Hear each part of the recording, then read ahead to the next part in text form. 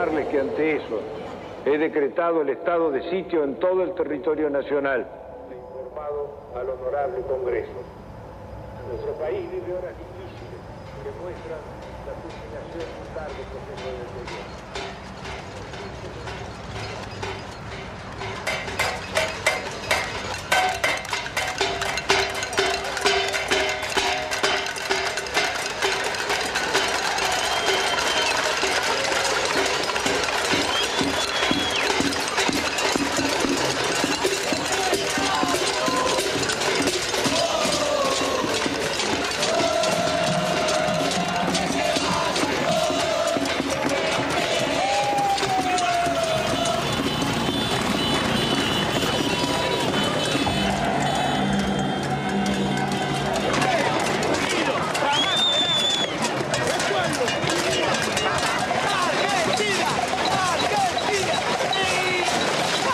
Después de muchos años, cuando el país parecía sumido en la apatía, estalló la insurrección.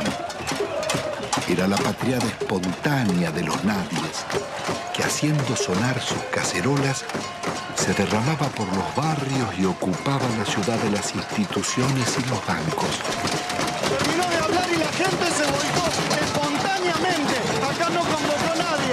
Yo tengo 50 años, hace un mes y medio que no trabajo y laburé todos los días de mi vida, todos los días. Porque no quiero el estado de sitio, porque no quiero ser una súplica del Fondo Monetario Internacional.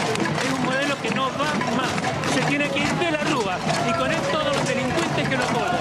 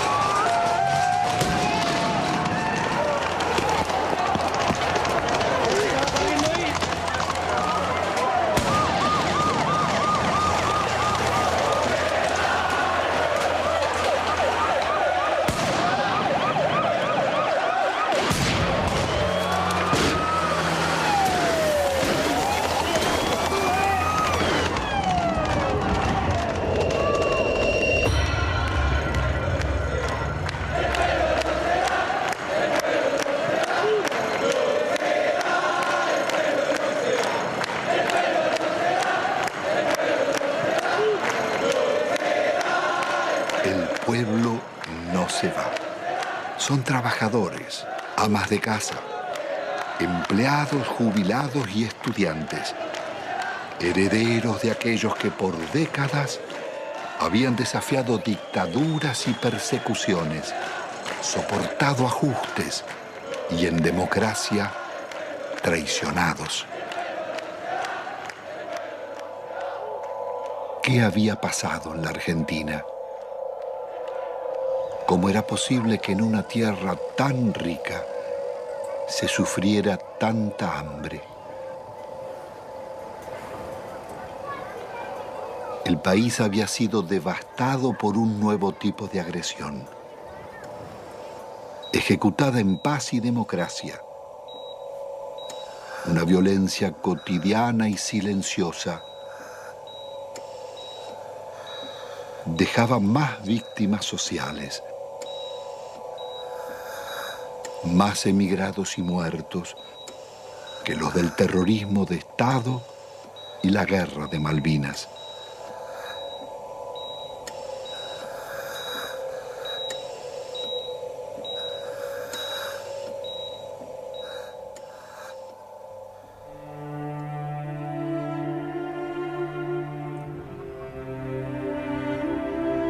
En casi 2 siglos de vida independiente, la deuda externa argentina ha sido una de las causas del empobrecimiento y la corrupción y uno de sus escandalosos conflictos.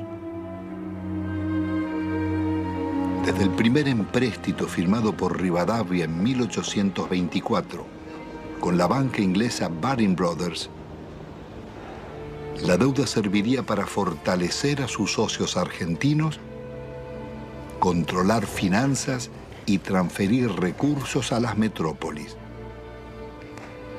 Desde entonces, la deuda externa estuvo ligada a los negocios y complicidades de casi todos los gobiernos, desde Mitre y Quintana a Menem y de la Rúa.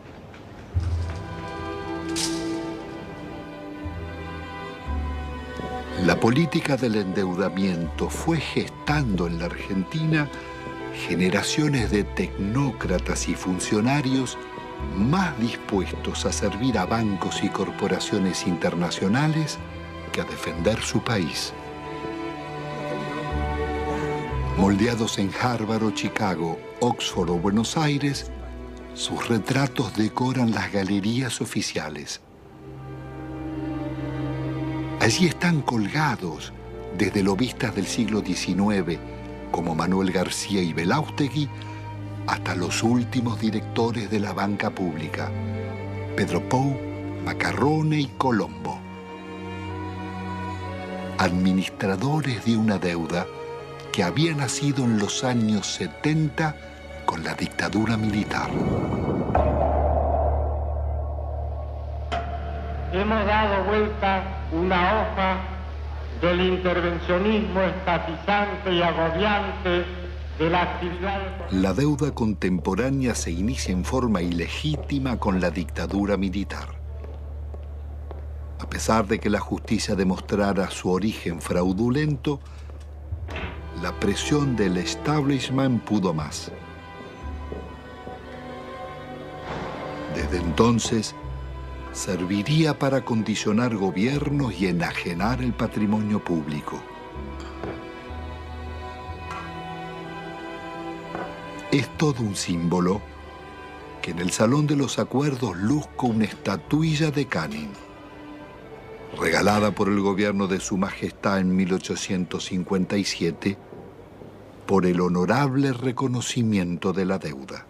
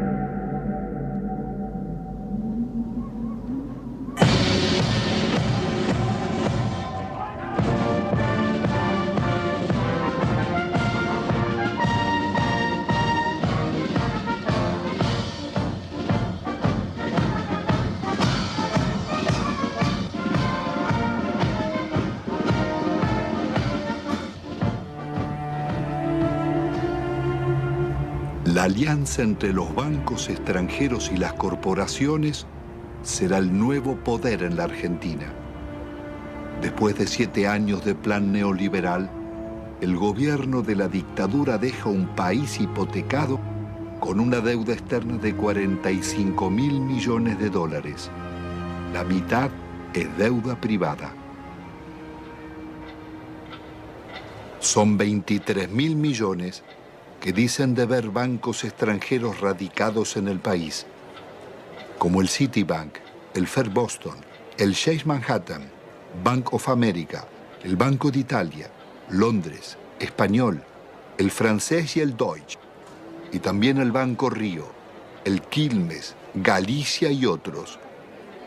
Multinacionales como ESO, Fiat, IBM, Ford, Mercedes-Benz, Swift, Pirelli, los grupos empresarios locales de Pérez Compán, Bulguerón y Bridas, Macri, Techin, Fortabat, Pescarmona, Gruneisin, Soldati, Cogasco, Celulosa y otras. Una descomunal deuda privada que un alto funcionario de la dictadura le pasaba al Estado, Domingo Cavallo.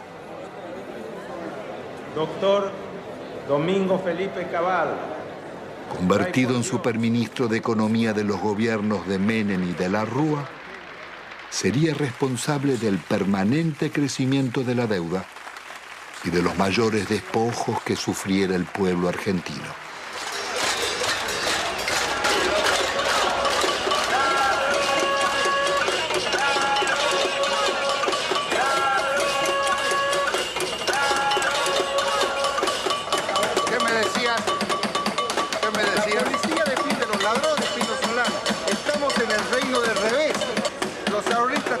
Manifestarse pacíficamente en defensa de sus ahorros que han sido confiscados por el banco en complicidad con el gobierno nacional. El Estado debe salvaguardar los derechos de los ciudadanos, no debe robarlos.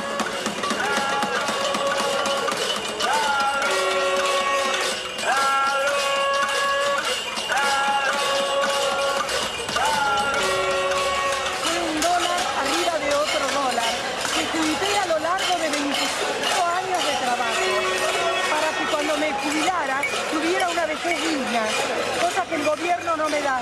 ¿Por qué no nos tratan los bancos como tratan a sus ahorristas en el exterior?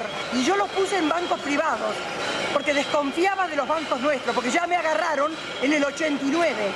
Pero evidentemente soy una estúpida. Entonces, ¿qué necesitan? ¿Una bomba? Yo no soy de poner bombas, pero al menos me desahogo con la cacerola. Esta cacerola le hizo puré a mis hijos para que cada vez que la vea sepa que si me roban porque ellos son unos sinvergüenzas, pero yo luché por mis derechos. Yo soy el decano de los cañitas de Avellaneda, 65 años vendiendo diario y todos mis ahorros están en el Citibank. ¿Por qué no me lo devuelven? El gerente me dijo que me lo iban a devolver. Mentira, mentira y mentira. Y todos mis ahorros del sacrificio de mi vida los tengo ahí. Hay una deuda externa en la que los bancos le deben a la Argentina. Es una deuda inversa, en cierto modo, porque las casas matrices tienen que hacerse cargo de los depósitos bancarios. Eso está en la jurisprudencia argentina desde 1971, en el famoso caso Swift-Deltec, en donde se resolvió que la casa matriz era responsable por las deudas de sus filiales. Y es una estafa que el Estado tenga que hacerse cargo de las deudas del sector privado. ¿Y el caso de nuestra deuda externa? La deuda está plagada de ilegitimidades. Primeramente hay una ilegitimidad de fondo. Es ilegítimo pagarle a los bancos cuando hay 18 millones de pobres y 9 millones de indigentes. Hay una prioridad humana en esto. Segundo, hay usura.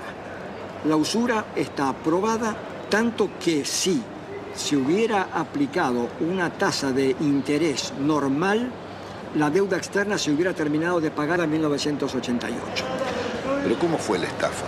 Hubo préstamos de las casas matrices a las filiales que eran movimientos intracompañía, que esos préstamos eran considerados deuda externa, cuando en realidad eran movimientos dentro de la misma empresa. se compraban dólares. Esos dólares se los depositaba en una cuenta en Estados Unidos. Con la garantía de esa cuenta daban otro préstamo que entraba al país. Se compraban dólares y así se lucraba indefinidamente con la tasa de interés. Es lo que se llamó en aquella época la bicicleta financiera, con la que se hicieron fortunas. Y precisamente los grandes beneficiarios fueron los grupos económicos que son los mismos de siempre. Al finalizar el gobierno de Alfonsín, la deuda externa se aproxima a 54.000 millones de dólares. Menem dejará en manos de la banca acreedora determinar cuánto se les debe. El Congreso jamás trataría la deuda, ignorando la Constitución y la denuncia de Alejandro Olmos. 10 años después, llegará a 130.000 millones. No confundamos a la gente con un mal concepto de la palabra deuda, porque todos queremos endeudarnos, pero después decimos que está mal que el país endeude. Cuando crece el crédito porque hay alguna endeuda, es bueno, la deuda es buena. Todos queremos darle crédito, todos hablamos que hay que darle crédito a la población, que está surgiendo el crédito hipotecario. Es bueno endeudarse, no es malo endeudarse.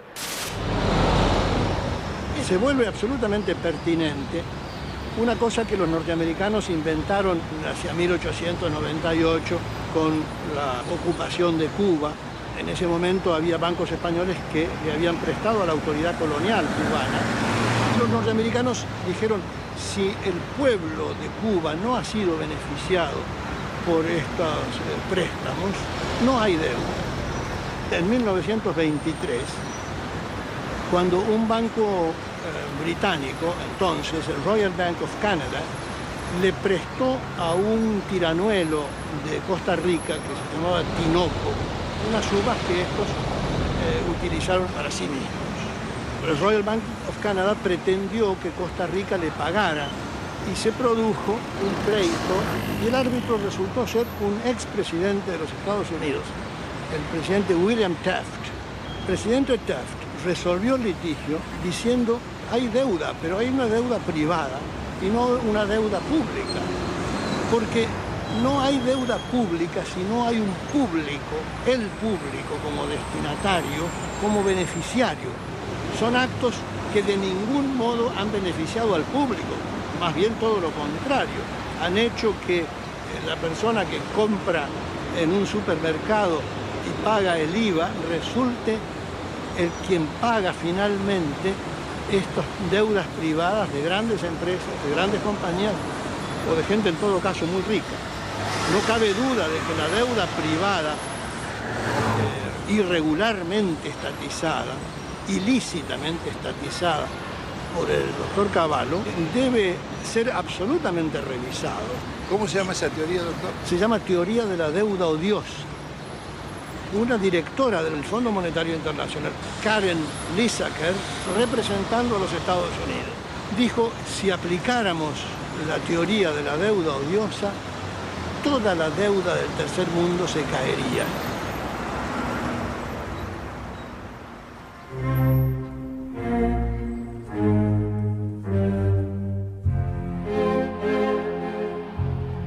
La democracia retorna de la mano del radical Raúl Alfonsín con un discurso socialdemócrata. Promete defender los derechos humanos, dar batalla contra la pobreza y demostrar que con la democracia se estudia, se cura y se come. Al balcón del histórico Cabildo de la ciudad de Buenos Aires, el presidente de la República, la enorme responsabilidad de asegurar la democracia y el respeto por la dignidad del hombre en la tierra argentina. Hemos dicho que esto significa que el Estado no puede subordinarse a los grupos financieros internacionales, pero que tampoco puede subordinarse a los privilegiados locales. Pero el Estado está en quiebra y es preciso optar. El ministro Grinspoon propone denunciar la deuda externa y privilegiar el crecimiento. Alfonsín lo considera inviable y cede a la presión del poder. Y esto ha de lograrse a través de un ajuste que va a ser duro y que va a demandar esfuerzos de todos. Esto se llama, compatriotas, economía de guerra. que todos vayamos sacando las conclusiones. El drástico ajuste se llama Plan Austral. Una vez más, millonarios recursos públicos pasarán a los bancos y corporaciones. Alfonsín actúa con un doble discurso. Promete investigar la deuda, pero ordena al presidente del Banco Central legitimarla. Promueve el juicio a las juntas militares por los crímenes de la dictadura y 2 años después, las leyes de obediencia debida perdonarán los delitos cometidos bajo órdenes superiores. Es el logro de la insurrección de los oficiales carapintadas. La población sale de sus casas y desafía los tanques.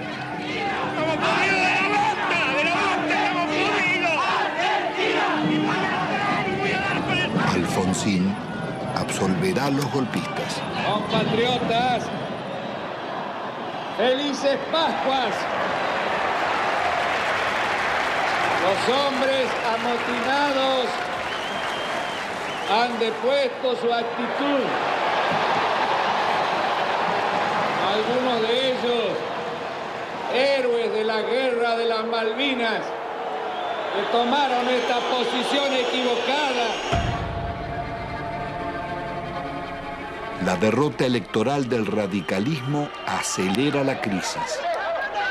Un golpe del mercado desata la hiperinflación y se producen saqueos en los supermercados. He resuelto resignar el cargo de presidente de la nación argentina con el que el pueblo me honrara desde el 10 de diciembre. Alfonsín debe renunciar 6 meses antes de finalizar su mandato.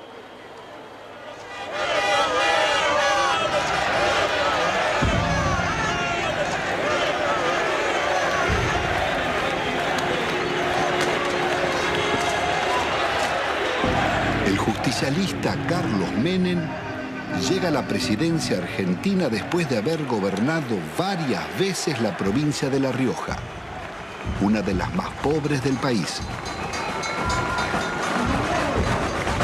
Su meteórico ascenso coincide con la caída del muro de Berlín y las ideas del consenso de Washington.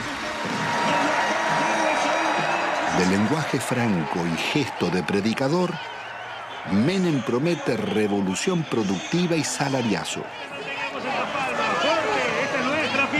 Luce las patillas del viejo caudillo Facundo Quiroga, el tigre de los llanos.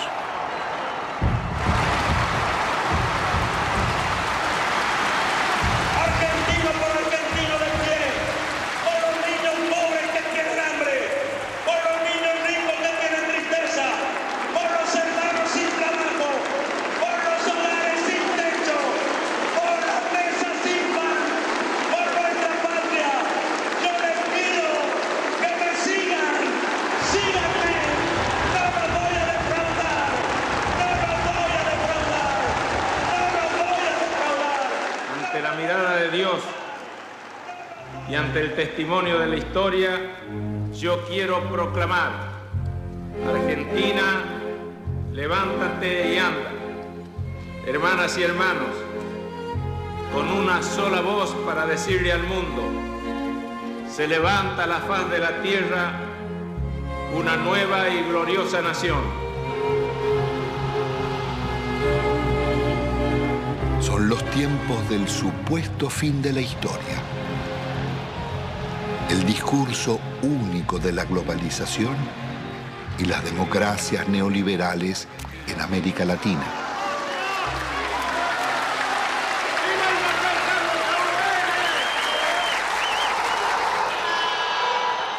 Días después, abandona las patillas y promesas reformistas y traiciona a sus votantes.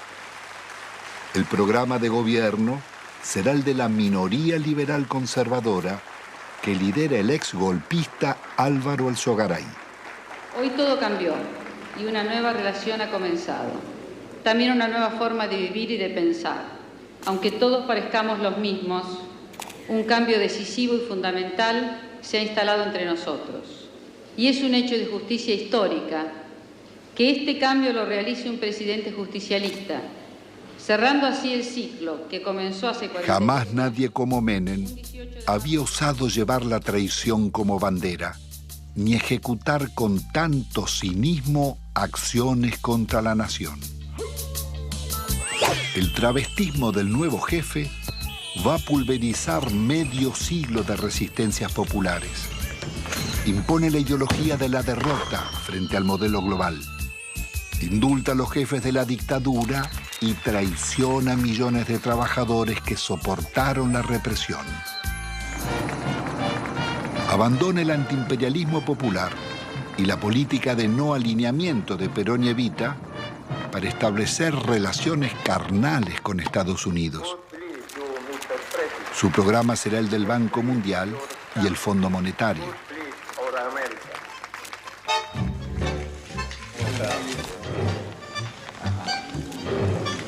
Pero la traición no fue solo la de Menem. Buena parte de la dirigencia político-sindical tiró por la borda una vida de resistencias. Muchos se sentaron en la mesa del arreglo y optaron por indemnizaciones. Otros se convirtieron en socios del millonario festín de las privatizaciones.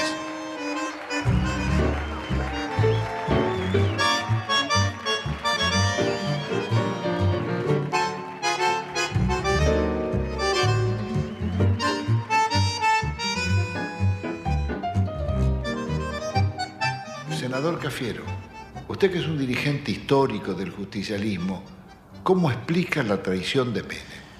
Bueno, eso sucede, y no sucede raramente, sucede con bastante frecuencia en la vida política de todas las naciones. Hay un librito chiquito francés que se llama El elogio de la traición, donde se demuestra o se dice que es absolutamente intrínseco a la política la traición. Es decir, usted para llegar tiene que mentir, porque si usted dice lo que realmente piensa, la gente no lo va a votar. Y creo que eso se aplicó en la Argentina. Se aplicó siempre, pero con mucha mayor intensidad, admitámoslo, durante los gobiernos de Menem. Él mismo ha dicho que si hubiera dicho lo que él pensaba hacer, no lo hubieran votado. Entonces, dividió, a mi juicio, en una actitud que no guarda mucha correspondencia con la ética política. Pero esta es la realidad que vivimos. Después cambiaron ciertos parámetros internacionales, y bueno, y el modelo se fue agotando. Se fue agotando. ¿Cómo interpreta usted la existencia de una real mafiocracia? Poder económico, los bancos y la clase política. En eso, Pino, no quiero abrir un juicio, diría yo, absoluto. Mi larga vida humana y política me dice que a veces hay que relativizar un poco las cosas. No todo es blanco y negro. No todo es corrupto y puro. Hasta la misma sociedad argentina en su conjunto no puede atribuirse la pureza y asignarle la corrupción a sus clases dirigentes. En definitiva, las clases dirigentes emanan de la propia sociedad.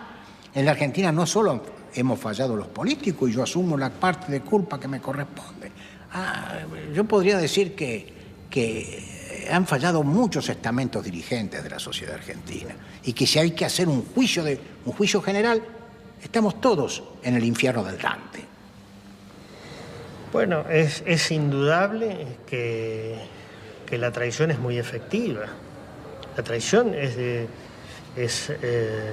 una potencia política fenomenal, justamente porque es traición, porque te cala en lo más hondo, porque viene por la espalda, porque no estás preparado, porque se da de quien menos la esperás, si no, no sería traición. En ese sentido, el PJ es el alumno más desarrollado, más excelso de esa visión que expone Cafiero. Yo no tengo duda que si a esta sociedad le ofreces a votar San Martín o el Hombre Araña, elige a San Martín. Ahora, si le das a elegir entre el Hombre Araña y el Caballero Rojo, después la solución no se la podemos adjudicar a la sociedad. Entonces, sociedad con escaso protagonismo. Partido que defeccione de sus ideas históricas y se pone al servicio del enemigo. Movimiento obrero reducido, achicado por la desindustrialización y copado por los traidores. La justicia disciplinada a esas transformaciones que se iban a realizar. La oposición con escaso margen de maniobra. El resultado concreto.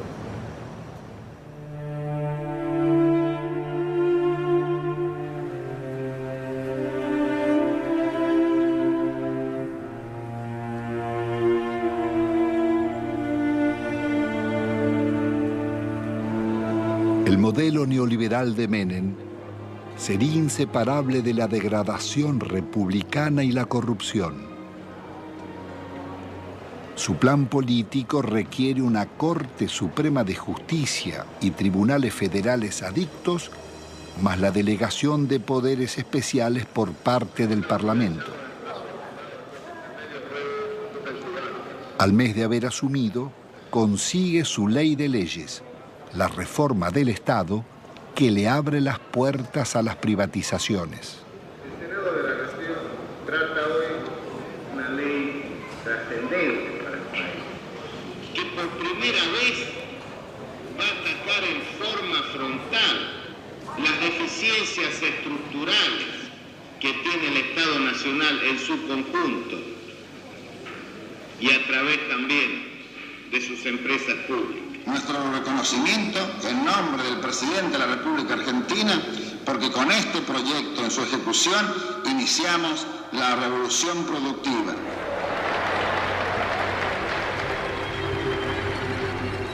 Fue un verdadero ataque a la democracia la forma en que este Parlamento trató las leyes en la era menemista.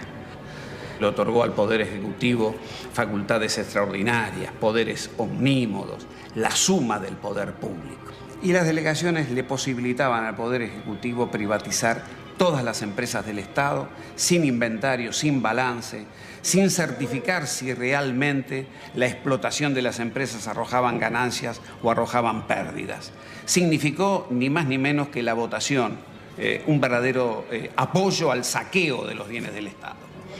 ¿Y quiénes la votaron? La votaron los justicialistas, la honorable complacencia radical, lo tengo muy presente, al Chacho Jarolaski ordenando a muchos de sus legisladores que se retiraran del recinto para que el justicialismo pudiera aprobar estas leyes.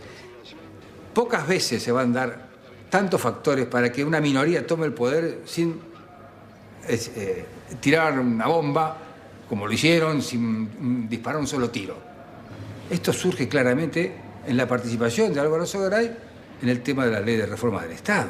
El instrumento que le está dando el poder a Menem, un poder absoluto, dictatorial, un poder que no tenía Videla, que no tuvo Videla. Se lo estaba diciendo a todos al Sogaray. Le decía a los propios justicialistas que estaban participando de un capítulo extraordinario. Por primera vez iban a tener el poder, no importa si los votos sean del pueblo o votos peronistas, ese poder lo iban a tener los mismos que proscribieron, los mismos que fusilaron, los que masacraron. Eso es lo que estaba diciendo Álvaro Sogaray. ¿Hasta dónde? Es un límite. ¿Qué cosas eran capaces de hacer? Bueno, esto y más. Es más, siguieron haciéndolo. Porque acá hubo denuncias sobre la privatización de YPF.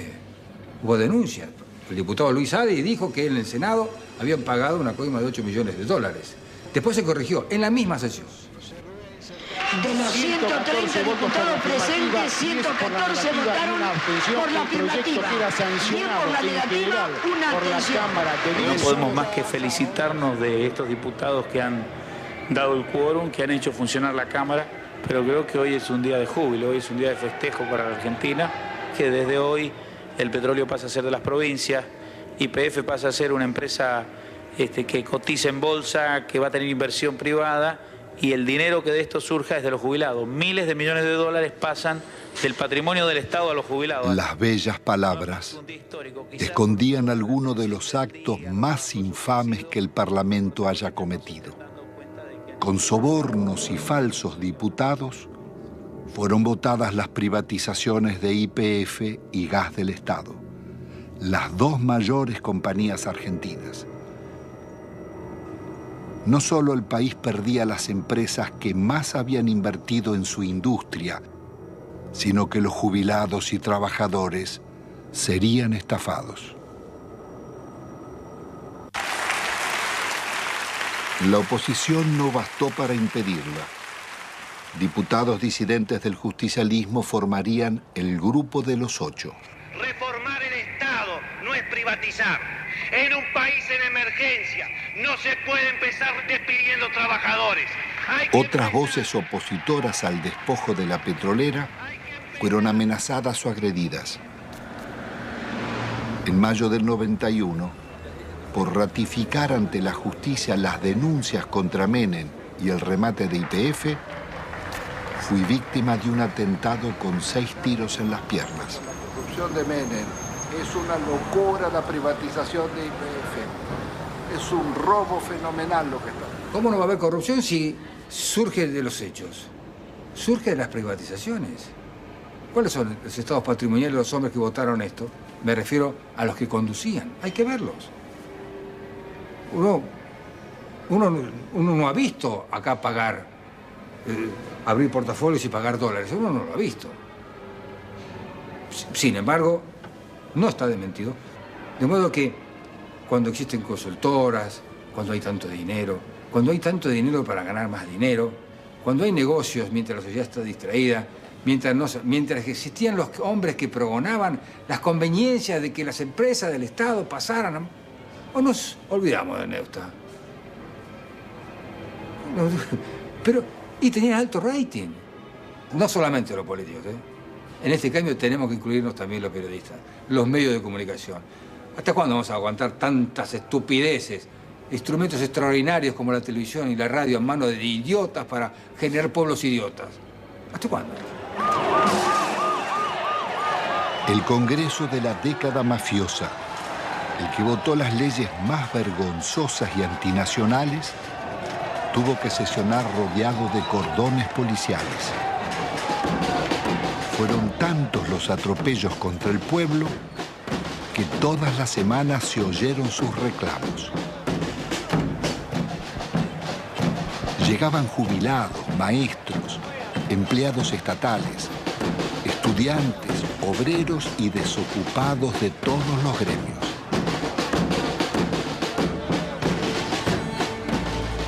Comenzaron los tiempos oscuros en que el presupuesto nacional se aprobaba en Washington antes que en el Congreso.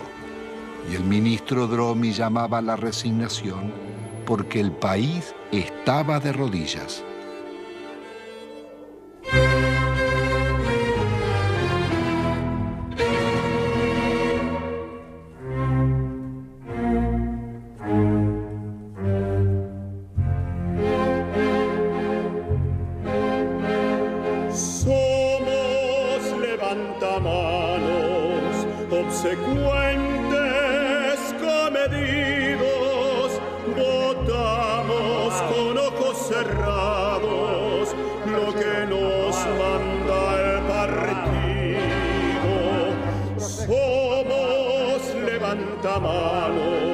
Legislamos con olvido y al votante traicionamos a pesar de los silbidos.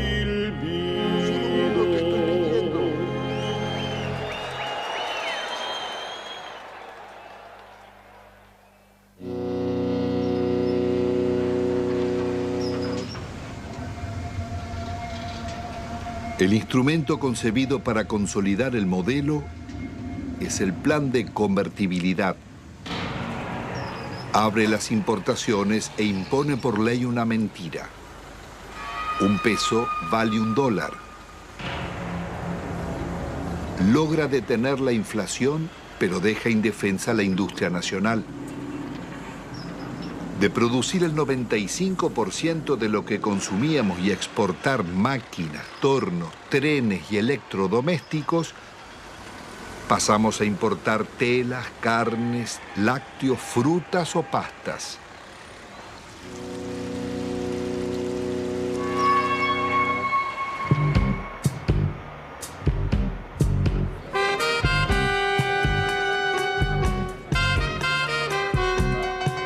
El país se dolariza.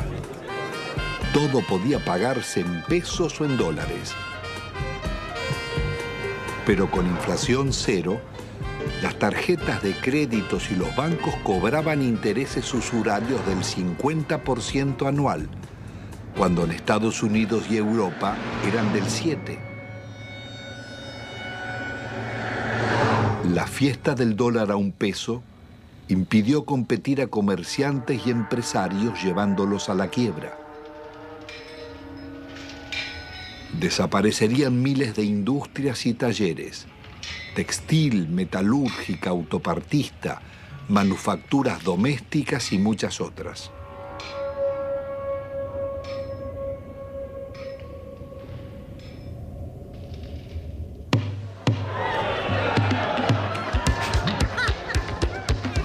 Fueron los años farandulescos de la exhibición de fortunas malavidas. Tenemos que tratar de no robar por lo menos 2 años. Es lícito la coima, es lícito apropiarse de lo ajeno. Si alguien tiene que meter la mano en la lata, la ponga despacito, chiquitito, que no se vea. La vida se privatiza y se amuralla. Nace el país de los custodios y los countries, el de los ricos y famosos. ¿Usted es peronista? Siempre fui, siempre fui. El pizza con champán.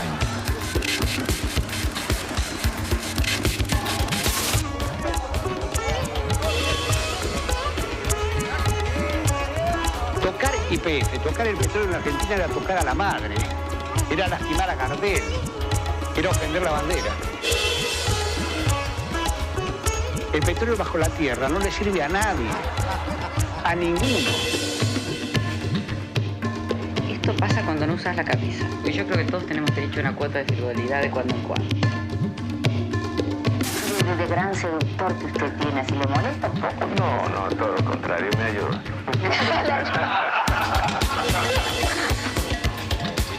Perdón, mi amor, porque realmente hace calor acá, ¿eh? Qué guapo que es, cómo mejoran la estética los políticos, ¿eh?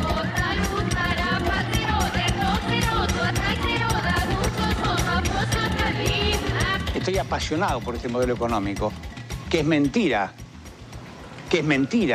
que produzca más pobre, que lo fabrique. Hace muchos años que vivimos acá y siempre esperamos promesas de los políticos, que más o menos los que todos conocemos acá, los encargados de la zona, nunca, pero nunca hicieron nada por nosotros. Acá nosotros, los vecinos que han tomado la iniciativa de cortar la ruta, por lo menos los encargados tomen conciencia de la realidad que nosotros vivimos. Los chicos no pueden ir al colegio. Cuando hay un enfermo al fondo, no puede salir porque no puede entrar a la ambulancia, no puede andar un coche. Nosotros queremos vivir dignamente, como merecemos. Somos gente pobre, somos gente humilde. Nosotros no queremos comprar ilusiones. Que nos vengan a nosotros con un asadito, con una ropita, con una botita para los chicos. Y nosotros queríamos que ese rollo se entube. Había todo el dinero, todo lo necesario, pero el dinero que hicieron se lo llevaron ellos. Nos robaron. Si ponemos a hablar de robar, ellos fueron los artífices, digamos, los que enseñaron al pueblo a robar. Ya no pasamos a ser solamente la maestra que antes enseñaba, sino para ser el contenedor social en la escuela. La mamá que te viene a pedir si tenés un par de zapatillas que te sobre de tus nenes, de enfrentar a la misma comunidad cuando tenemos el problema de la inundación. Somos centro de evacuación, pero albergamos a nuestros propios alumnos porque la tormenta le voló las chapas, porque no tienen dónde dormir. El chico está pendiente de lo que está pasando en la casa o pendiente de que terminan de repartir la leche y es el primero ir a la cocina para llevarse los sándwiches que quedan. No lográs captar un minuto su atención porque está pensando en otra cosa. Y a veces se te desmayan. O sea, se te desmayan y le preguntás, bueno, ¿qué comiste anoche? O ¿qué tomaste esta mañana? Y una sopita, te dicen, un té. Y se te desmayan, es muy frecuente. Nosotros ya estamos acostumbrados. Pero te da bronca, te da bronca. El plan de convertibilidad integraba un proyecto de dominación funcional al pago de una deuda externa que era incobrable. En 1992, el ministro Cavallo negocia con el secretario del Tesoro americano Nicolás Brady canjear la deuda por el patrimonio público que se ofrecía a precio de remate. Las empresas estatales podían comprarse con bonos del Estado que cotizaban al 15% de su valor nominal, pero se los reconocían al 100%. El acuerdo le haría perder al país más de 30.000 millones de dólares.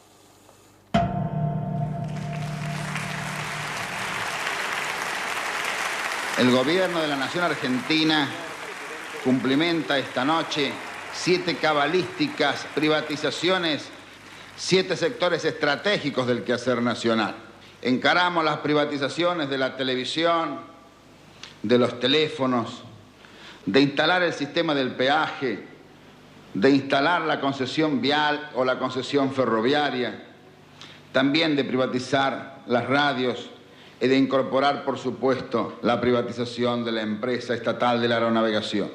Nosotros hemos ideado un decálogo que dentro de unos días se conocerá, que es el decálogo menemista de la reforma del Estado. El mandamiento 1 son palabras de Menem, él no lo conoce aún. El mandamiento 1 está extraído de sus muchos discursos, dice así: nada de lo que deba ser estatal permanecerá en manos del Estado.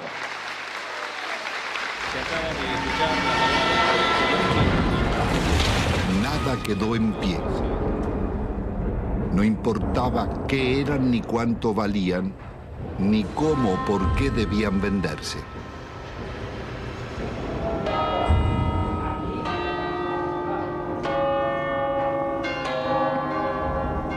Más allá de los siglos y los métodos, las concesiones de bienes del Estado serían continuidad de las viejas explotaciones coloniales.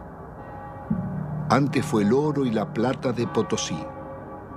Hoy las ganancias del petróleo, el agua o las comunicaciones. Las compañías extranjeras hicieron en nuestro país lo que no les hubieran permitido hacer en los suyos.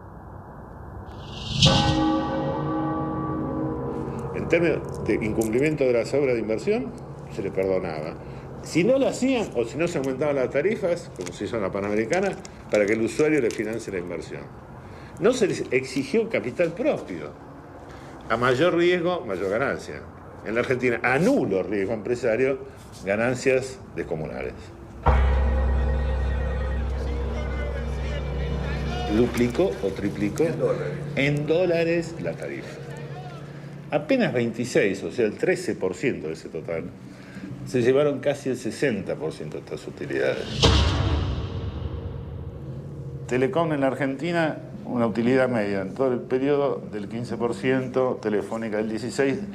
Las 10 operadoras internacionales más importantes del mundo, entre las cuales están Telefónica y Telecom, rentabilidad promedio 5,4. Estas mismas empresas que acá son tan rentables son públicas en sus países de origen. Las empresas argentinas se vendieron sin deudas. El Estado se hizo cargo de 150.000 despidos exigidos por los concesionarios. Las principales inversiones vinieron de España y Francia. Entel se vendió por la quinta parte de su valor a Telefónica y Telecom. La endeudaron por 6.000 millones de dólares. Aerolíneas Argentinas daba beneficios y tenía 37 aviones. Fueron hipotecados por Iberia para comprarla. Aerolíneas terminó vaciada. La empresa de agua fue tomada por un consorcio europeo liderado por las compañías Suez y Vivendi. La endeudaron en 8 veces su capital. Obtuvieron rentas excepcionales y no realizaron las obras convenidas. 800.000 personas quedaron sin agua potable y 1 millón sin cloacas.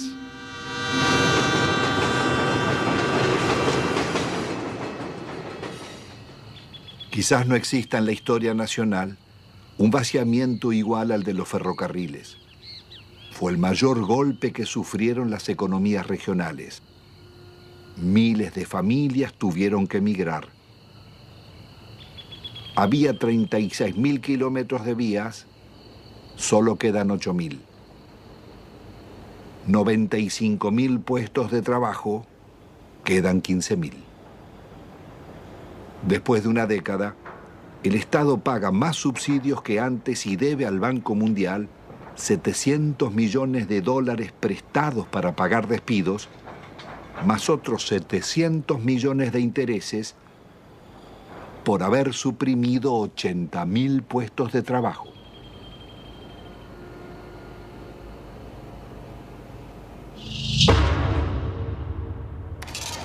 Cuando se hicieron las privatizaciones, no había subsidio para nadie, al contrario, el argumento para privatizar ferrocarriles fue el déficit. Hoy están subsidiados hidrovías, los ferrocarriles, los concesionarios viales. La magnitud del subsidio recibido por las rutas nacionales fueron 1.100 millones de dólares. Y dejaron de pagar 980 millones de dólares de canon. O sea, se robaron 2.000 millones de dólares. Deben pagar un canon por el uso económico de un bien público nuestro como sociedad. Ninguno pagó el canon. ¿Quién no pagó? Ninguno, ni los concesionarios viales, ni el Correo, ni Unequian. Sistemáticamente la seguridad jurídica en Argentina fue unilateral, es para las empresas. Pues, siempre que renegociaron en contra de los usuarios y consumidores. ¿Cuál es la razón para que siga funcionando semejante impunidad? La política. Y los negocios políticos y los acuerdos políticos. Las privatizaciones se hicieron a la medida de las corporaciones. La patria contratista financió todas las campañas electorales, todos los gobiernos, todos los golpes de Estado y realizaron todas las obras públicas.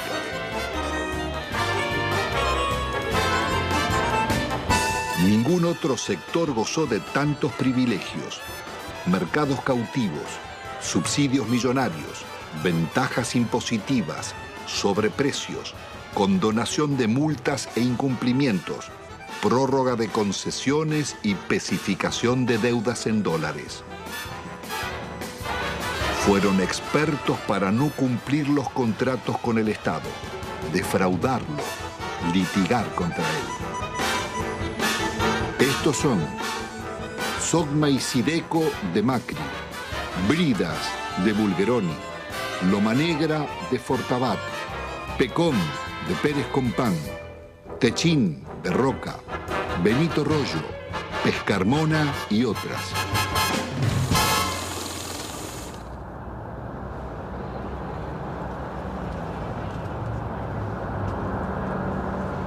La desocupación estalló como una epidemia contagiando la sociedad entera. Cientos de colas de desocupados se multiplicaron por todo el país.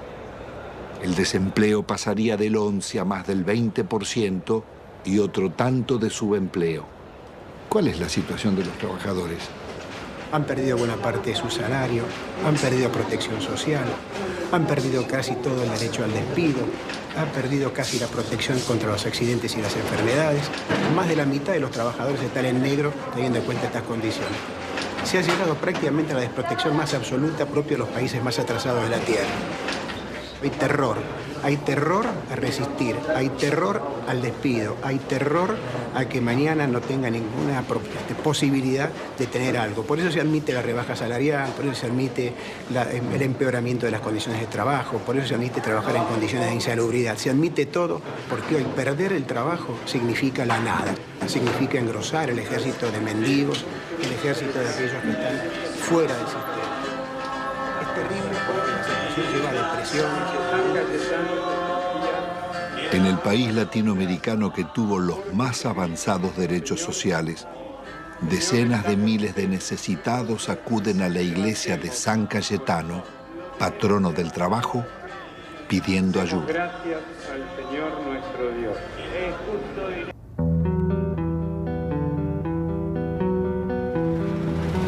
Argentina es un caso único en el mundo y en América Latina. No se conoce un país que haya entregado su gas y su petróleo sin haber perdido una guerra. Hay que pensar que fue una verdadera traición al país de una clase dirigente. México, Brasil y Venezuela no privatizaron en absoluto su petróleo. Félix, ¿por qué fue una salvajada la venta de YPF? Fue una salvajada por el papel que tenía YPF dentro del país y en el concierto de las petroleras del mundo. Uno tiene que recordar que cuando Mosconi constituyó la primera empresa estatal del mundo, YPF, se tomó el concepto de que el petróleo es un bien estratégico y la venta de los combustibles un servicio público de interés nacional. Cuando subía el precio internacional, YPF mantenía bajos precios en función de sus costos y no del precio internacional. Yacimientos Petrolíferos Fiscales fue creada en 1923 bajo la dirección del general Mosconi. En 1907 se había descubierto crudo en la Patagonia. A pesar de sus detractores, la industria petrolera pudo desarrollarse sin depender del capital externo, siendo un modelo para América Latina. Fue tan exitosa su expansión que recaudaba tanto como la provincia de Buenos Aires y detectó reservas por $200.000 millones.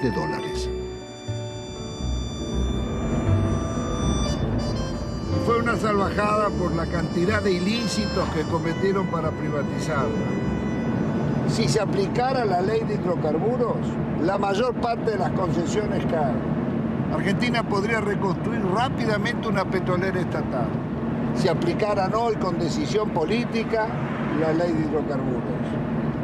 Las áreas estratégicas donde más habíamos invertido las concedieron por 25 años por lo que esos pozos producían en 9 meses. El remate fue tan grosero que Menem mismo se llevó las acciones a Nueva York para venderlas. A 19 pesos una acción que costaba 38 y 350 millones de acciones por 19 pesos, tenés la estafa del país. Fue tan grande la estafa que se contrató a la empresa McKinley para que rebajara las reservas argentinas y al año siguiente se subieran al mismo nivel que se tenía anteriormente. Vendieron un área con una reserva, supongamos, 100, y la reserva del área tenía una reserva de 140. El monopolio de las 4 empresas nos ha castigado con las tarifas más caras del mundo y paga regalías de las más bajas del mundo. ¿Pero y quién controla los pozos? Sacan lo que quieren. Sí, y hacen simple declaración jurada. ¿Cómo? Por simple declaración jurada nos dicen, nos informan a los argentinos lo que extrajeron. El valor de las reservas y de lo que está bajo tierra y el valor de las instalaciones se lo regalaron. No hubo que montar nada. Estaba el área con los muchachos adentro, con los equipos adentro, y estaban los caminos donde se colocaba el petróleo iba a tal caño, iba a tal otro caño. Toda la que está era la excelente infraestructura que habían tenido las empresas del Estado, especialmente YPF. Si acá no se construyó nada porque las empresas del Estado, tan castigadas, trabajaban con un horizonte de un planeamiento para los próximos 20 años, cosa que se olvidó. Están disfrutando de eso. Si están viviendo del crédito que le dejaron las empresas del Estado en cuanto significa bienes de infraestructura, petroleros y gasíferos. Esta es la realidad de la Argentina. Tampoco se comprendería el desarrollo industrial argentino ni la Patagonia sin la acción de YPF. Había desarrollado gasoductos, acerías, caminos y usinas e hizo nacer decenas de ciudades promoviendo el progreso social de sus poblaciones. Ahí estaban, entre otras, Comodoro Rivadavia, Caleta Olivia, Cutralcó y Plaza Huíncul, que fuera el primer campamento petrolero de la provincia de Neuquén. Bueno, todo esto que está desolado, que está tapiado, que está abandonado prácticamente, era lo que era Campamento 1 y este sector era la administración, el corazón de YPF. Y esto a partir de la privatización, la gente se comienza a ir porque tiene que buscar otros medios de vida. Por eso se producen los abandonos de los hogares, digamos. Se busca otros horizontes. ¿Se ganaba bien? No, si los sueldos eran, no teníamos ningún problema. No había problema de salario acá, de necesidades. Nunca nos faltaba un peso a nosotros. Lo que pasó fue un crimen, un asesinato. Esto es impensable. Nadie podía imaginarse que podría suceder una cosa de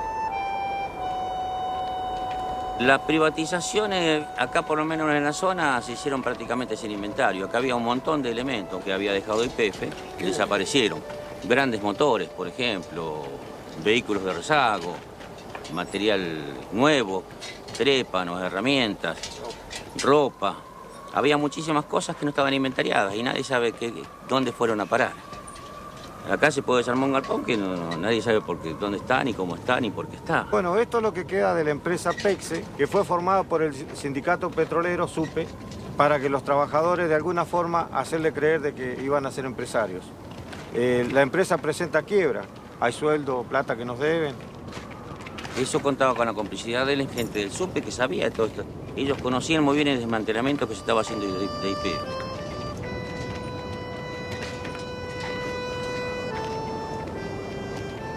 Si la gente agarraba 40, 50 mil dólares y aunque lo echaran de la empresa y le hacían por ahí hacer un curso de repostero, de computadora, de cualquier cosa, durante un año donde le estaban pagando.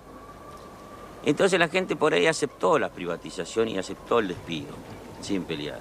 Porque claro, tenía la plata en el bolsillo. Lo que pasa es que esa plata después se la fue gastando. Se compraron vehículos, se ampliaron casas, se pusieron kioscos, negocios. Muchos desocupados. Muchísimos desocupados. Nosotros podemos hablar de 5.000, 7.000 desocupados o más. No hay censo. No hay censo serio que nos diga hay tantos desocupados. Pero sabemos que son miles los desocupados. Sabemos que somos miles los que estamos subocupados y que vivimos a medias. Pero los desocupados no solo fueron los de YPF. A ellos se sumaron otros miles de las industrias y comercios que cerraban. Años después, en el invierno del 96, Utralcó protagonizaría una pueblada. Nos estamos cagando de hambre nosotros. Le damos el gas, le damos el petróleo, le damos la electricidad y nos pagan así. Agotados sus reclamos por trabajo, miles de desocupados se instalaron en la carretera nacional durante días y noches, soportando 10 grados bajo cero y resistiendo las cargas de la gendarmería.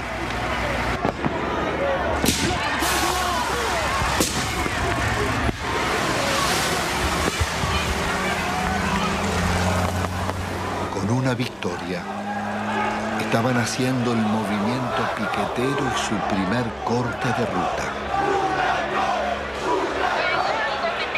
Me retiro del lugar y las fuerzas que vinieron conmigo también. La jueza ordenaba el retiro de la gendarmería. ¡El pueblo ganó! ¡El pueblo! ¡El pueblo ganó!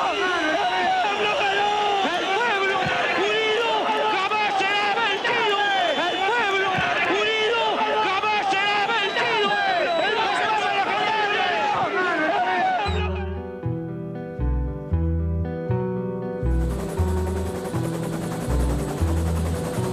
La del Estado era un orgullo de todos los argentinos y era una de las 2 o 3 empresas que en el mundo eran tomadas como modelo.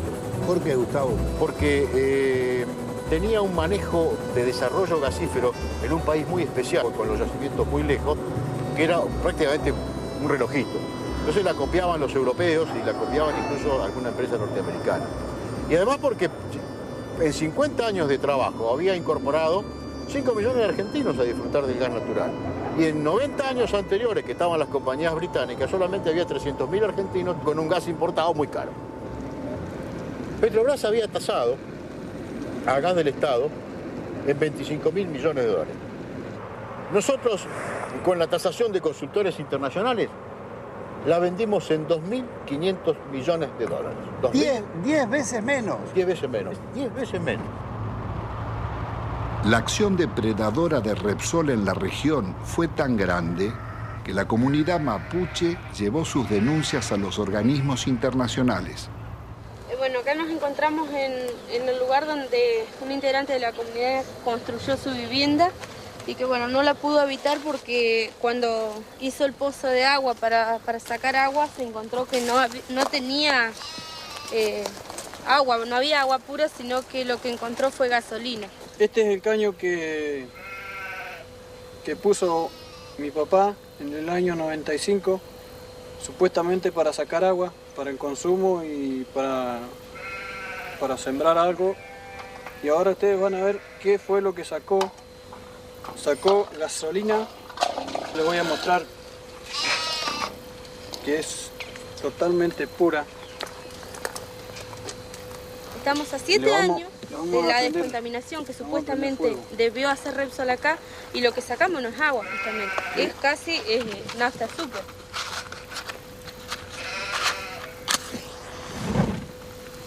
Ahí está.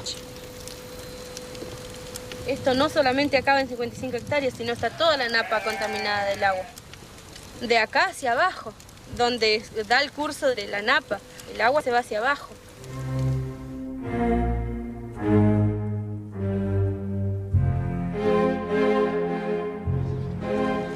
Carlos Menem pacta con Alfonsín su reelección a cambio de una reforma constitucional donde se incluyen nuevos estatutos y un tercer senador por la minoría que favorece al radicalismo. El Pacto de Olivos o Pacto del Bipartidismo se realiza sin consulta ni debate, de espaldas a la ciudadanía para garantizar la continuidad del modelo. La reforma viene a legitimar a Menem, que ha promulgado más de 300 decretos leyes, 10 veces más que en toda la historia nacional. Vaciados los partidos de propuestas de cambio y participación, poco quedó en el radicalismo y el justicialismo de sus causas fundantes. Se fueron transformando en organizaciones para el reparto de cargos públicos. Una corporación de profesionales que no reconoce ideologías y atraviesa transversalmente casi todos los partidos, sin otra lealtad que a sus privilegios.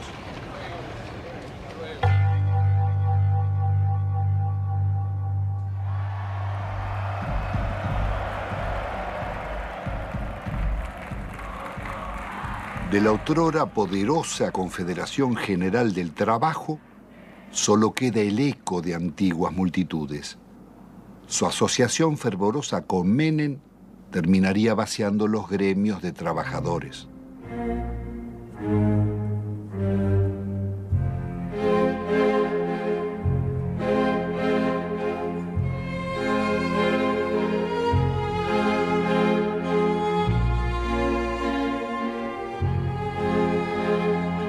Entre besos y abrazos, los gordos de la patria sindical negociaron a los trabajadores e hicieron fortunas personales.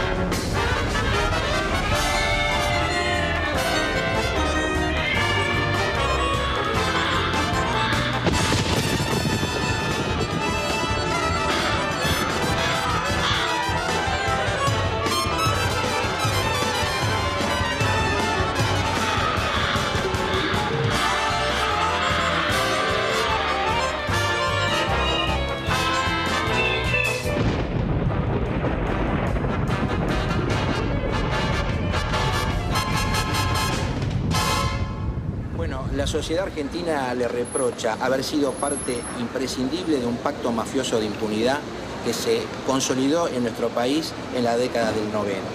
Se le reprocha haber admitido, haber legitimado el remate de las empresas públicas al mejor postor y de una forma realmente a precio vil. Se le reprocha el despojo de los derechos de los jubilados, el despojo de los derechos de los trabajadores, haber justamente brindado impunidad a los políticos que han delinquido en la función pública. En las últimas décadas, ninguno de los altos funcionarios que delinquieron contra el Estado fue condenado.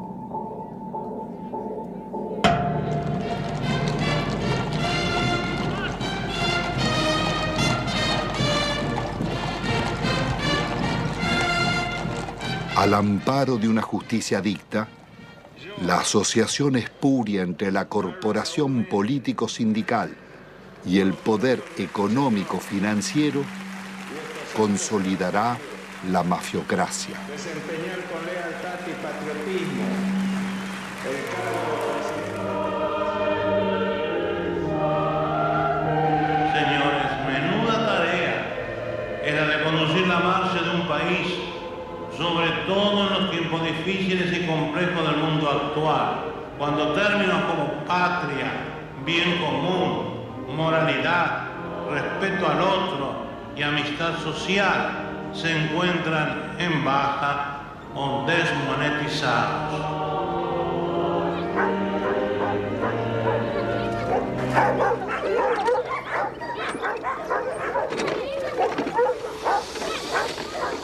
¿Qué va a comer? Tengo 7 chicos, no tengo trabajo, no tengo no tengo ni mercadería, nada, no tengo colchón, no tengo colcha. En la indigencia total estamos aquí. No se puede estar acá.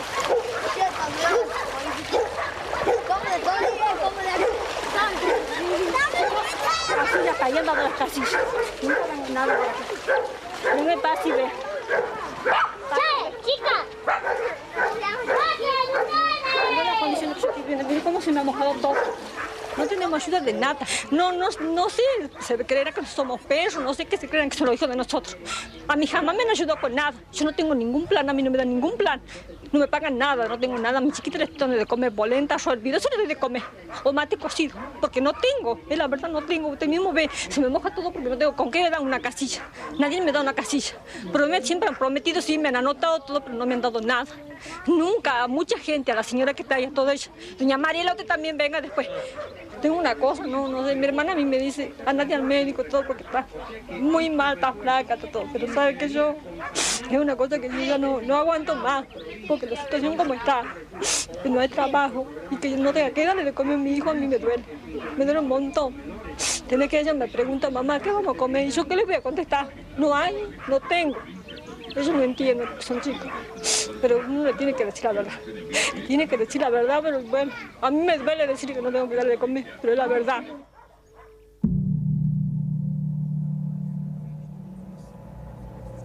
La mafiocracia une empresarios con políticos y magistrados, traficantes con funcionarios, sindicalistas y comunicadores.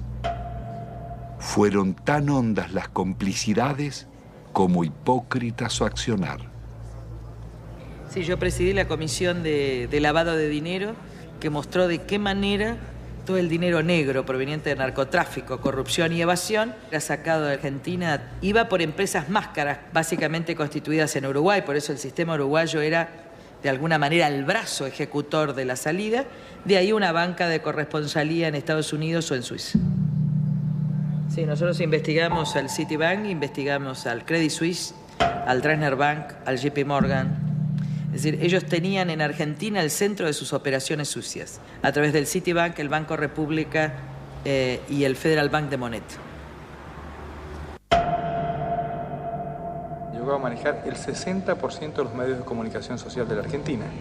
Además, de los medios de comunicación, por ejemplo, canales por cable, Telefe, Azul Televisión, Radio Continental, Editorial Atlántida, torneos de competencias y distintos canales por cable del interior, Cablevisión, además de ser el controlante del paquete accionario de Telefónica de Argentina. Así que no solamente eran los medios de comunicación, sino las telecomunicaciones en Argentina. Obviamente con una fuerte llegada al poder político y sobre todo a la Suprema Corte. Recordemos el famoso fallo de la Suprema Corte para habilitar el rebalanceo de tarifas telefónicas que benefició a Telecom y a Telefónica de la competencia internacional. Y que sospechosamente en esta investigación que realizamos en Estados Unidos, uno de los miembros de la Corte, el primo hermano del abogado de Moneta, terminó con un depósito de $800.000 hecho en el Citibank de Nueva York. ¿En cuánto se calcula el vaciamiento o el giro por las comisiones de las privatizaciones? Entre 5.000 y 10.000 millones de dólares. ¿Y quiénes son los responsables? Hay 3 personajes centrales, Cavallo, Menem y Cohen. Es decir, en el periodo de los últimos 10 años. Y un banco lavador, el Banco General de Negocios. Ahora, también detectamos nosotros coimas pagadas al gobierno de Alfonsín, básicamente al Banco Central de la República Argentina, por parte del BCCI, un banco lavador de narcotráfico que después financió el 80% de la campaña de Menem. Queda clara la complicidad entre la clase política, el narcotráfico y finalmente la política también de exacción. El saqueo de fondos públicos a través de retornos y sobreprecios fue norma en las contrataciones del Estado. Se calcula que más de un 20% de la inversión pública se diluyó en comisiones. El ministro Manzano, aludiendo al presidente, diría: robo para la corona.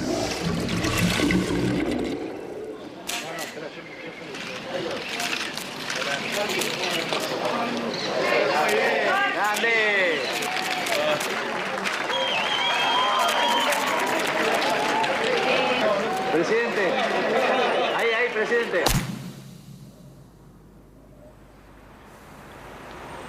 Uno de los mayores focos de corrupción fue el PAMI, Obra Social de los Jubilados. La oscura trama delictiva de contrataciones con empresas pertenecientes a funcionarios sobrevivió varios gobiernos.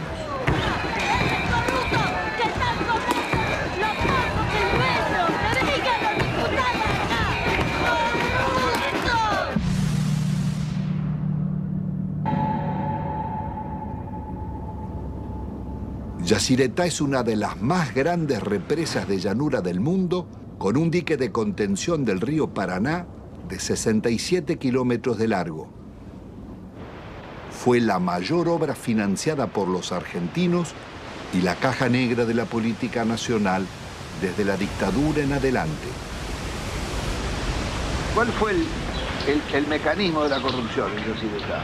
Bueno, fue sobrevaluar siempre los valores de las obras, alargar los plazos de obra, llevar la obra hacia adelante como hoy estamos sin poder terminarla y generando costos, porque estamos hablando de 13.000 millones, pero todavía no sabemos cuándo la vamos a terminar. 5 veces más costaba. 5 veces. Le doy un ejemplo concreto.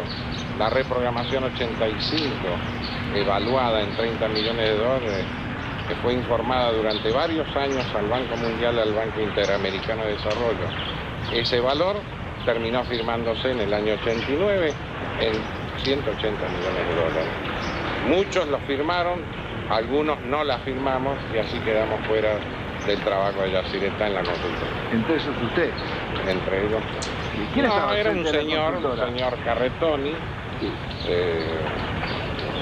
Fue el que manejó toda la campaña de Alfonsín en su momento y de Angelos en el otro. Convencional constituyente también convencional en el 94. Constituyente en el 94. El señor Carretoni, que era el dueño de la consultora líder del Grupo Argentino. Suegro del director general de la constructora. ¿De quién? Repítemelo. El señor Carretoni, suegro del ingeniero Rizzo. Es decir, que el jefe de la consultora que debía controlar costos, terminación, calidad técnica de las obras, era el suegro del constructor. Exactamente, eso.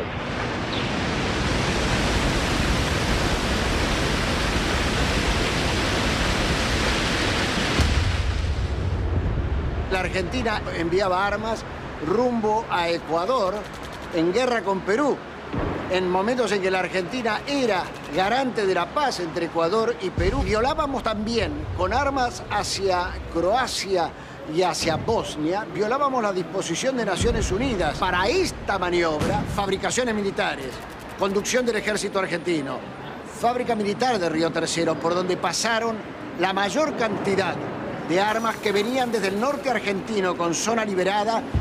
¿Qué se hizo? Se voló la fábrica militar de Río Tercero con 7 muertos argentinos. Después de marzo del 95, era menester hacer desaparecer todos los rastros, entre ellos los documentos, los inventarios y todas las huellas que podían demostrar de que aquello no fue una casualidad, sino fue una clara intencionalidad al servicio del encubrimiento. ¿Quiénes componían esa banda para la asociación ilícita? Califican como jefe de la asociación ilícita a un expresidente de la República, Carlos Saúl Menem. La lista no es aquí terminante, ¿no? Hay muchos más, pero hay también algunas circunstancias como estas. Los suicidios, muertes accidentales. Se cae un helicóptero enfrente al hipódromo argentino en el campo de polo, donde muere uno de los hombres claves. El general Juan Carlos Andreoli. Se suicida con mano invertida el capitán Estrada, hombre que ha formado parte de las bandas del terror en los tiempos horrorosos en la República Argentina. En este cuadro, lo que hoy falta investigar es dónde está la plata que se robaron. Carlos Menem, su cuñado Emir Yoma, Cavallo y otros involucrados en la causa del contrabando de armas serían arrestados. Pero la Corte Suprema los dejaría en libertad. El delito impregnó la dirigencia en todos sus niveles. Ministros, jueces y altos funcionarios fueron llevados a la justicia por causas de corrupción, como los justicialistas Alberto Coan, Gerardo Sofovich, Juan Carlos Alderete, Matilde Menéndez, María Julia Alzogaray, Carlos Grosso, Claudia Bello, Triaca, Dadone, Grisanti, Amira y Emir Yoma, Vico y Espadone, los funcionarios radicales Del Conte, Mazorín y muchos otros, y los candidatos presidenciales Angelós y Masachesi. Me pongo al frente de lo que hace a combatir la corrupción. Las anteriores amenazas se referían a una causa por exportaciones de oro, donde se generaron aparentemente créditos fiscales ficticios. Si no querés que te arruinemos en el trabajo y la vida, deja de romper las pelotas, me corta en el brazo. Durante los años de Menem, las mafias se desarrollaron bajo la complacencia del gobierno y seguirían actuando después. Su accionar dejó decenas de secuestros extorsivos, asesinatos, robo de vehículos, muertes dudosas o por gatillo fácil, falsos accidentes y suicidios nunca esclarecidos.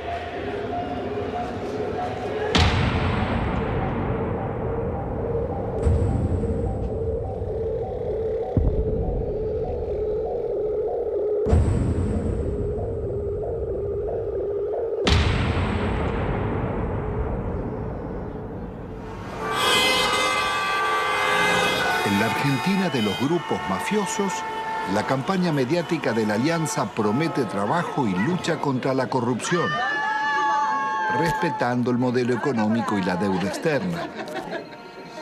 Integrada por el Partido Radical y el Frente de Centroizquierda Frepaso, propone investigar a funcionarios, pero sin tocar la macrocorrupción de las privatizaciones ni el despojo financiero del país.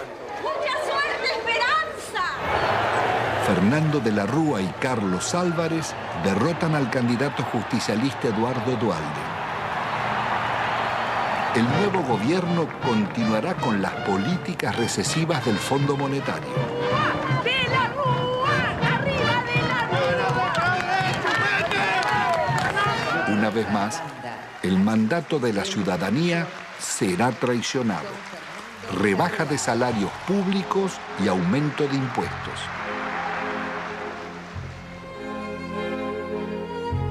De la Rúa viaja a España llevando la prórroga de la concesión del yacimiento de gas más rico del país, Loma de la Lata, para la petrolera Repsol.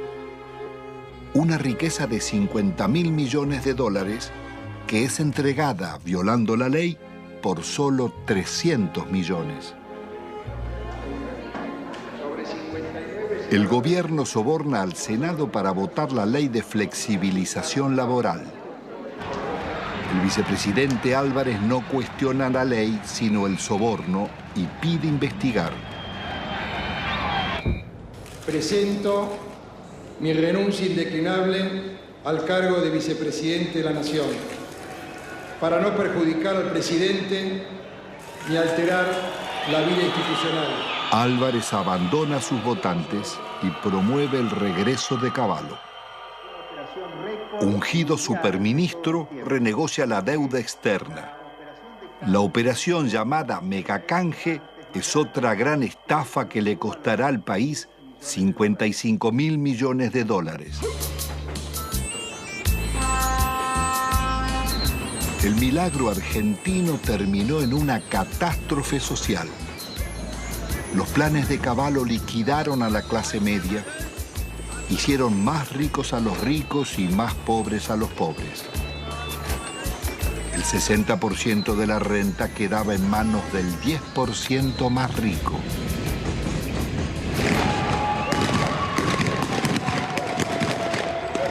Está padeciendo la gente tiene hambre, somos guerrilleros, mira la hambre que tenemos. De la Rúa opta por la represión. 2 jóvenes desocupados son asesinados en Corrientes al desalojar un puente. Otros 3 piqueteros baleados en Salta y Jujuy. Jamás un presidente constitucional había dejado tantos muertos en tan poco tiempo.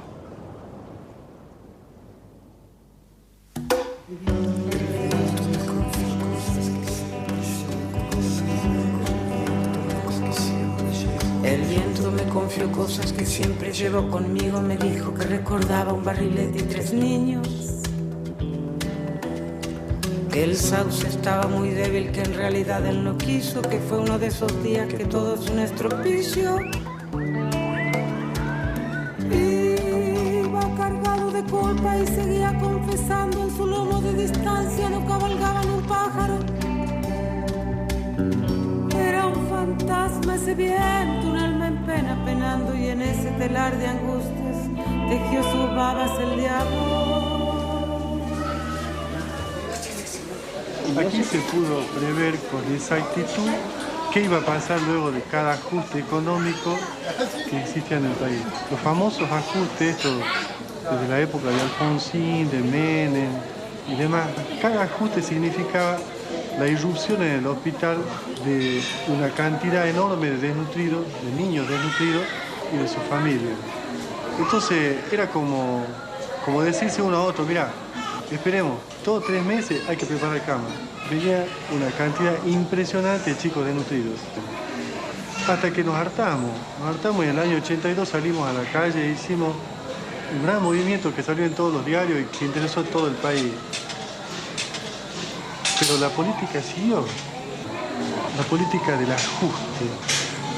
Cada ajuste era una puñalada en el corazón para un médico que venía aquí porque sabía que después de ese ajuste, 3, 4, 5, 6 meses más, los chicos que nacían en ese periodo no iban a comer. Entonces íbamos a tener esta cantidad de chicos y de ahí nació este documento que nosotros hicimos hace poco que dice, otros toman las decisiones, nosotros lo vemos morir. Pero resulta que cuando nosotros empezamos a leer, traducíamos bibliografía del inglés. Entonces nosotros veíamos cómo se solucionaba, cómo le arreglábamos los líquidos, cómo le arreglábamos las sales, cómo le arreglábamos las proteínas. Y después ya, viendo que cada vez era más y que nos sobrepasaba, empezamos a leer otras cosas. Hasta llegamos a leer un libro argentino, Juan P. Garrahan, no sé si le suena. Dice, la desnutrición no es una enfermedad socioeconómica y cultural que se soluciona poniendo a trabajar a todos los factores de la nación. Nos dice que le vamos a dar alimento, que le vamos a todos los factores de la nación. Y ahí explotó todo, ahí ya nos dimos cuenta. ¿Qué hacemos nosotros con el desnutrido mandándolo a la casa? ¿Qué hace la nación? Claro, le damos un enfoque cientificista. Claro. Pero este último año fue una explosión atómica. Nosotros teníamos 18% de chicos desnutridos en el hospital, pasó a prácticamente el 80% de chicos desnutridos en el hospital.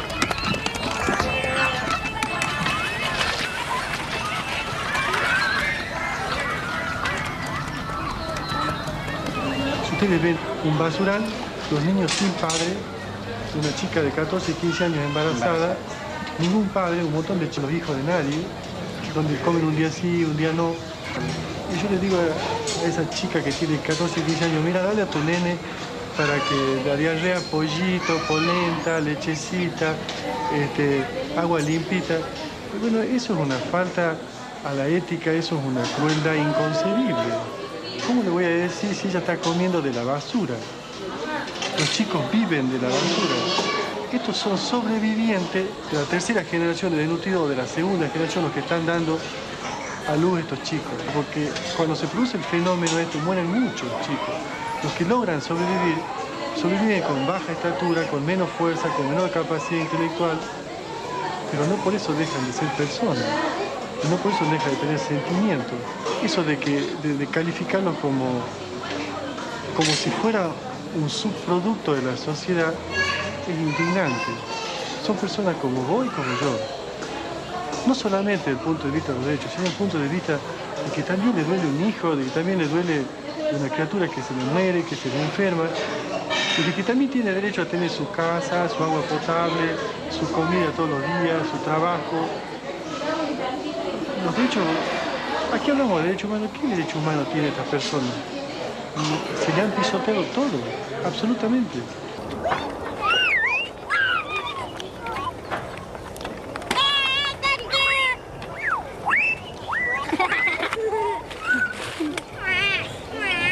La idea que yo percibo es de que algún sector de la sociedad se está queriendo deshacer de estas personas.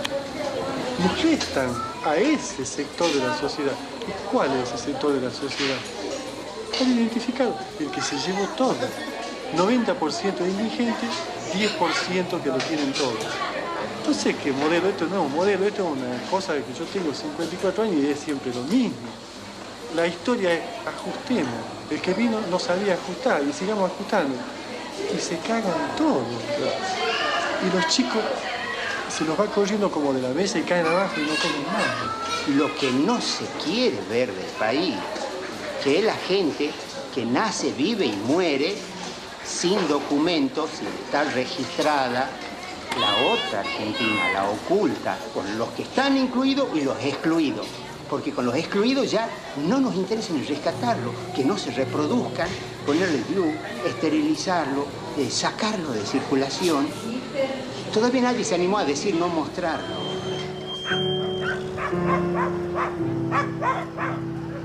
Produciendo nuestro país una riqueza alimenticia capaz de satisfacer 300 millones de personas. Los niveles de pobreza que denunciaba la película La Hora de los Hornos en los años 60 serían apenas el anuncio del genocidio neoliberal de los 90. De enfermedades curables o desnutrición, mueren cada día en Argentina 55 niños, 35 jóvenes y adultos, 10 mayores. Un promedio de 35.000 personas por año.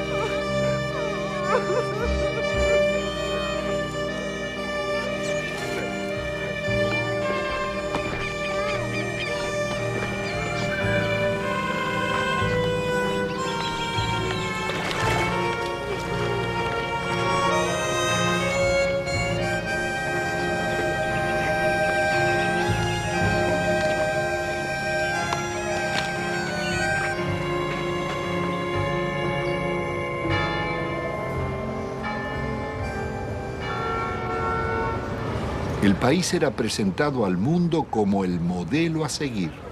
El Fondo Monetario homenajeaba a Menem en Washington por el milagro argentino. Presidente, esta foto para mí va a ser estupenda para mí. Para mí también. Mi popularidad, la suya no sé. No sé, vamos a ver. No sé. Me parece que ya le dije que una foto con el diablo siempre es peligrosa. No, por favor. La responsabilidad de nuestros gobernantes en el genocidio social no exime a los organismos internacionales ni a sus mandantes, Estados Unidos y Europa, ni a las injustas relaciones comerciales del norte con el sur. Los programas económicos neorracistas que dieron grandes beneficios a costa de segregar y producir la muerte prematura de millones de personas son crímenes de lesa humanidad en tiempos de paz. Sus autores y ejecutores no pueden gozar de impunidad.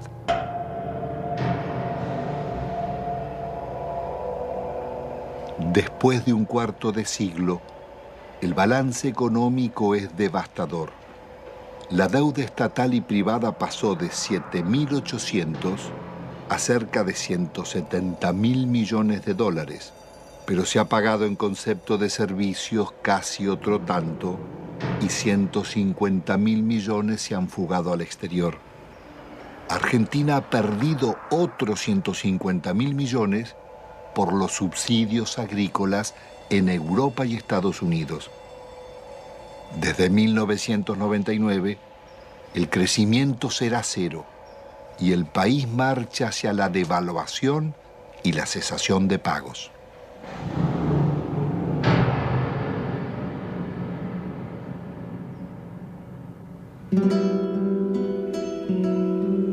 Al terminar esta memoria, quizás quede el sentimiento que la realidad no puede cambiarse, o que los responsables del saqueo son los triunfadores y nosotros los derrotados. Pero la realidad fue distinta. Ni la dictadura, ni Menem, ni de la Rúa consolidaron sus proyectos, ni los bienes concesionados se perdieron para siempre porque pueden recuperarse.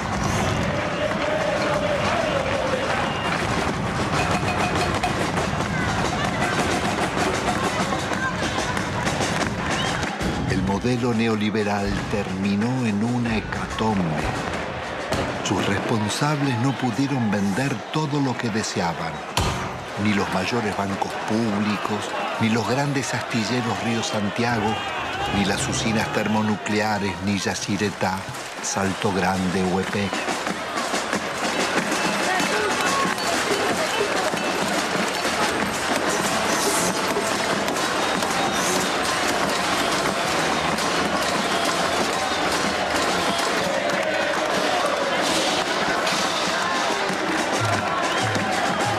Menem y de la Rúa tampoco pudieron imponer la salida represiva, ni acallar las marchas del silencio ante los crímenes mafiosos y el gatillo fácil, ni frenar la permanente acción de las madres, abuelas e hijos de desaparecidos.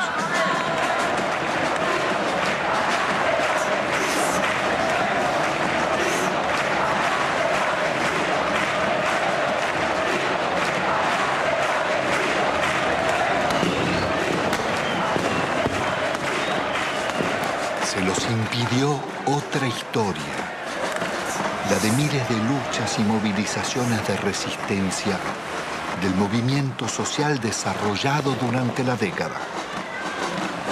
Organizaciones territoriales, piqueteros, comedores y asambleas barriales, ocupaciones de tierras y asentamientos, la Gran Marcha Federal y cientos de otras marchas y paros nacionales. El CTA, las fábricas recuperadas por los trabajadores, las continuas protestas de jubilados, las mujeres rurales en lucha, estudiantes, ahorristas, comerciantes y artistas culminaron en esa pueblada espontánea de diciembre que, como el 17 de octubre o el Cordobazo, cambiarían la historia argentina.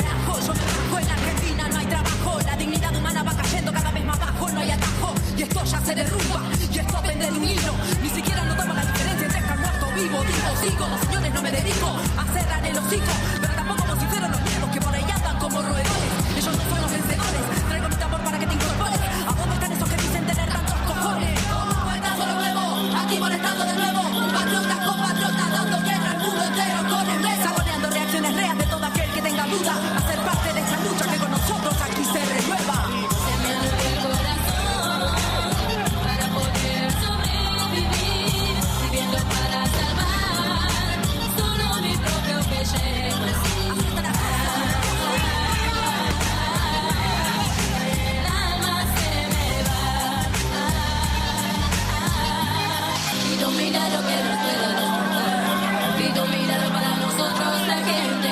Yo digo que no hay